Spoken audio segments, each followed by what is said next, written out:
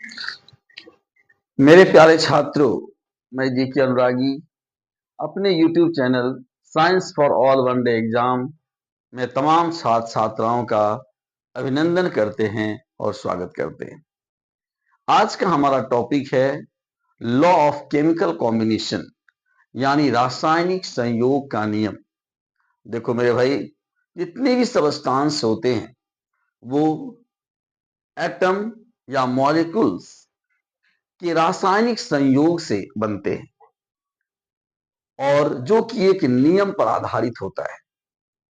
और इसी नियम को हम लोग जो है रासायनिक संयोग का नियम कहते हैं, जो कि हमने यहाँ पर लिखा भी है कि substance are made up of combination of atoms और molecules through a chemical reaction. These reaction are based on the same law, it is called law of chemical combination.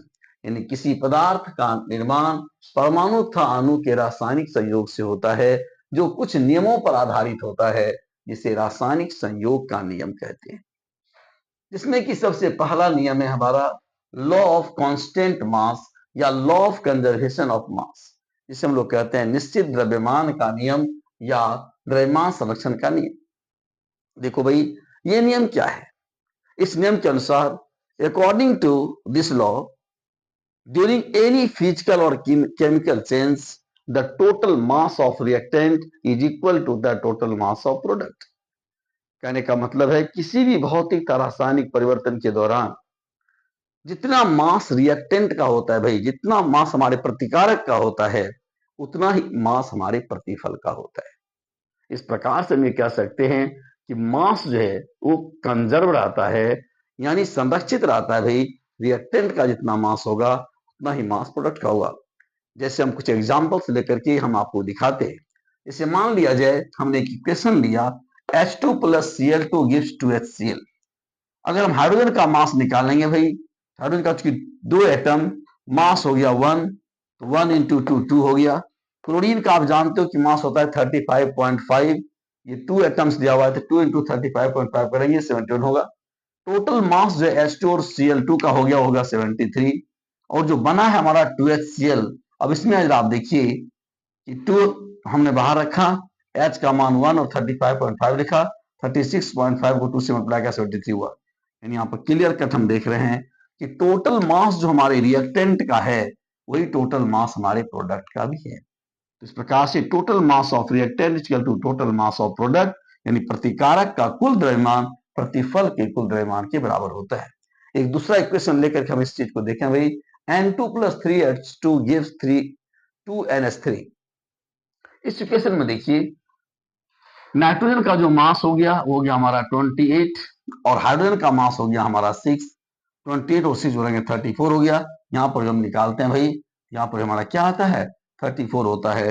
यानी total mass of reactant equal to क्या हो रहा है, total mass of product. इसी को हम लोग कहते हैं law of conservation of mass.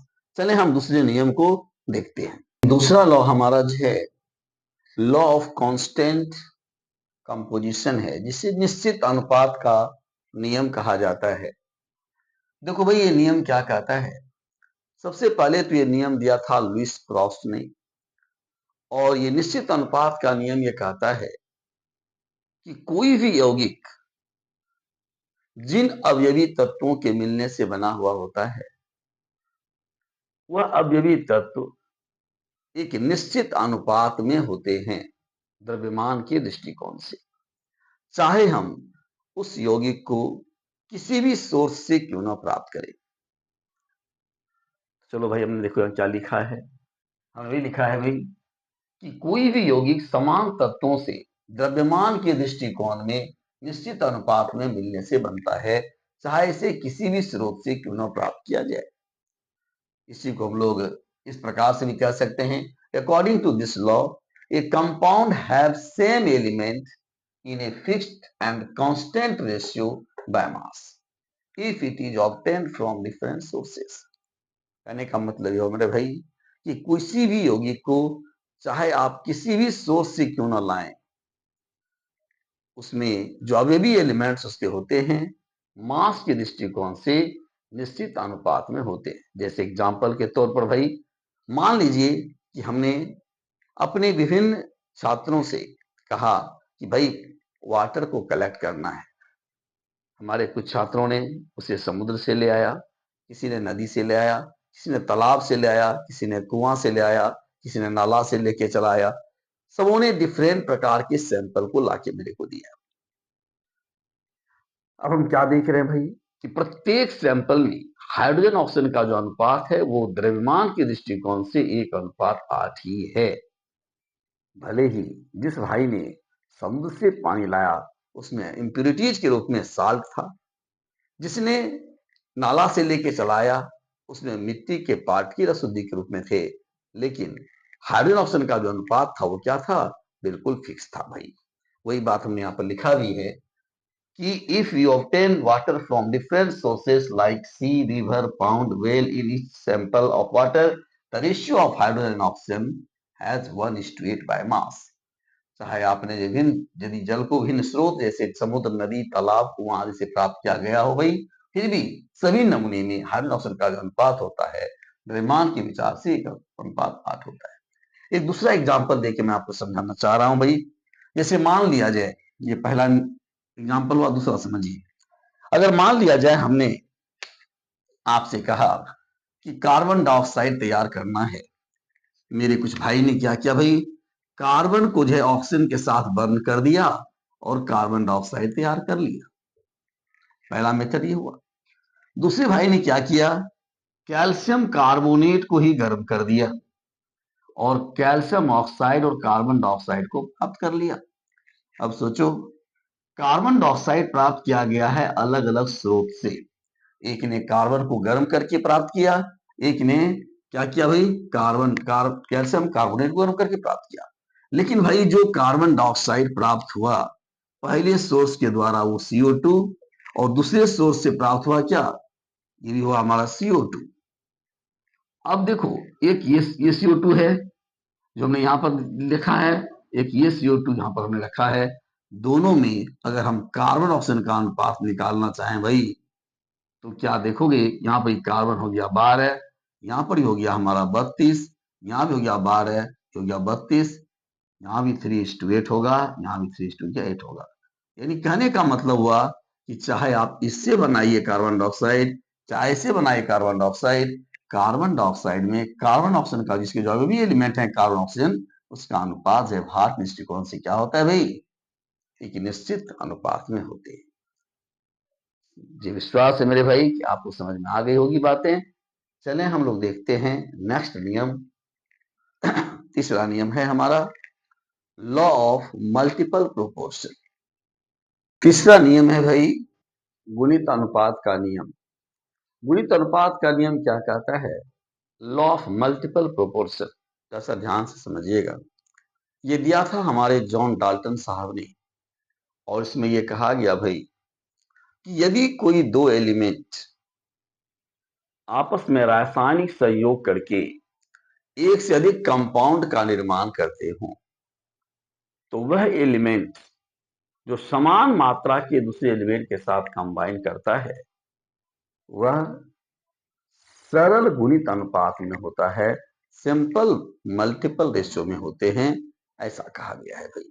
जैसे यहां पर देखिए हमने क्या लिखा है कि लॉ ऑफ मल्टीपल प्रोपोर्शन गुणित अनुपात का नियम दिया था जॉन डाल्टन साहब ने। इस नियम के अनुसार यदि कोई दो तत्व रासायनिक संयोग द्वारा एक से अधिक यौगिक का निर्माण करते हो, तो एक तत्व के समान द्रव्यमान से संयोग करने वाले यौगिक भी भार के विचार से संयोग करने वाले तत्व भी भार के विचार से एक सरल गुणित अनुपात में होते हैं। According to this law, when two elements combine to form two compounds in which those elements combine to the fixed mass of other element bear a simple whole number ratio। देखिए मतलब क्या होता करने का भाई, एग्जाम्पल से समझिए, आप समझ जाएंगे। कहता है कि यदि कोई दो एलिमेंट आपस में मिलकर के दो कंपाउंड का निर्माण करता हो मेरे भाई, मान लीजिए कि दो एलिमेंट हमने लिया, एक लिया हाइड्रोजन, एक लिया ऑक्सीजन, और ये दोनों मिल करके दो कंपाउंड का निर्माण कर रहा है, जिसमें एक बनाया इसने वाटर और दूसरा बनाया हाइड्रोजन पेरोक्साइड। दोनों देखो भाई इसी हाइड्रोजन ऑक्साइड की वजह से बना है ना। अब जरा सा सोचो, यहां पर जो है हाइड्रोजन का भी द्रव्यमान क्या है, 2। यहां भी हाइड्रोजन का द्रव्यमान 2 है, तो समान मात्रा हाइड्रोजन का है कि नहीं, बोलो। यहां पर हम लिख सकते हैं कि द्रव्यमान के दृष्टिकोण से 2 पार्ट हाइड्रोजन का कंबाइन कर रहा है 16 पार्ट ऑक्सीजन से। यहां पर लिख सकते हैं कि 2 part of hydrogen combined with 16 part of oxygen by mass. द्रव्यमान से देखेंगे तो इसका द्रव्यमान हो जाएगा आपका 2 और इसका द्रव्यमान हो जाएगा क्या, 16 हो जाएगा भाई। यहां पर देखोगे क्या लिखोगे, 2 part of hydrogen combined with, ये 2 पार्ट है, यहाँ क्या हो जाएगा 2 इंटू 16 यानी 32 हो जाएगा ना। यहाँ लिखेंगे 2 part of hydrogen combined with 32 part of oxygen by mass. यहां पर देखो भाई, तो नियम ये कहता है कि वह एलिमेंट जो समान मात्रा के दूसरे एलिमेंट के साथ कंबाइन करता है, यहाँ वह एलिमेंट कौन हो गया, वह एलिमेंट हमारा हो गया ऑक्सीजन, जो कि समान मात्रा के हाइड्रोजन से कंबाइन कर रहा है। तो ये नियम कहता है कि वह एलिमेंट, कौन एलिमेंट भाई, वो एलिमेंट हमारा ऑक्सीजन है, जो कि समान मात्रा के हाइड्रोजन के साथ क्या कर रहा है, ये कंबाइन कर रहा है। तो कहता है भाई कि ये एलिमेंट भी जो होते हैं, यहां पर हम लिख सकते हैं कि oxygen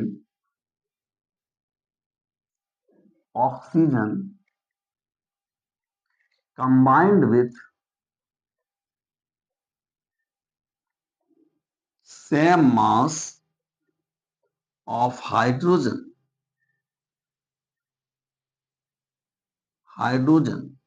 so ratio of oxygen क्या हो जाएगा भाई, एक में है हमारा 16, एक में 32, 16 इंटू क्या हो जाएगा 32 हो जाएगा, 16/32। सिंपल रेशियो क्या हो जाएगा 1:2। ठीक है, अब ये कह सकते हैं कि बियर ए सिंपल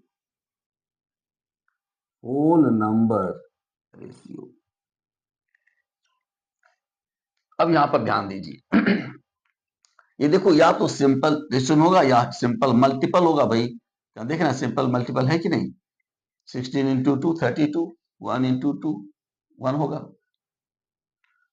ये हम समझ में आया हो आपको भाई। ये नियम ये कहता है कि जगत कोई दो एलिमेंट अगर दो कंपाउंड का निर्माण करता हो, तो वह एलिमेंट जो समान मात्रा के दूसरे एलिमेंट के साथ कंबाइन करता है, ये एलिमेंट भी आपस में सिंपल होल नंबर रेशियो में होते हैं, या ये क्या होते हैं, सरल गुणित अनुपात में होते हैं, जैसा कि हम यहाँ पर से देख रहे हैं। अगर एक और एग्जाम्पल लेके समझना समझा जाए भाई, तो आप और भी एग्जाम्पल लेके समझ सकते हो। जैसे मान लो हमने दूसरा एग्जाम्पल हम लेते हैं, कार्बन ऑक्सीजन को लेकर के हमने दो कंपाउंड बना दिया, एक बना दिया कार्बन मोनोऑक्साइड, एक बना दिया कार्बन डाइऑक्साइड। यहां पर भी आप देख सकते हो भाई कि कार्बन का जो मास क्या है, फिक्स हो जाएगा। कार्बन हो गया हमारा 12, ऑक्सीजन हो गया हमारा कितना 16। यहाँ पर भी कार्बन हो गया हमारा 12 और ऑक्सीजन हो गया हमारा कितना 32। तो समान मात्रा यहाँ पर कार्बन का है, तो यहाँ पर हम ऑक्सीजन का रेशियो अगर निकालेंगे, तो ratio of oxygen by mass क्या हो जाएगा मेरे भाई, 16 इंटू 32 होगा। यहाँ पर 1:2 होगा। यहाँ पर हम लिख सकते हैं कि bear a simple whole number ratio. तो भाई ये था हमारा लॉ ऑफ मल्टीपल प्रोपोर्शन। ज्यादा बड़ा वीडियो ना हो जाए, इसके लिए इस कड़ी को हम यहाँ पर रोकेंगे, और नेक्स्ट वीडियो में हम आपको जो है law of multiple proportion, Gay Lussac's law of combining volume और कुछ गैस लॉ के बारे में चर्चा करेंगे। वो पार्ट 2 में हम लोग करेंगे, ये पार्ट 1 हम लोग समझते हैं। ठीक है, थैंक यू मेरे भाई, ओके बाय।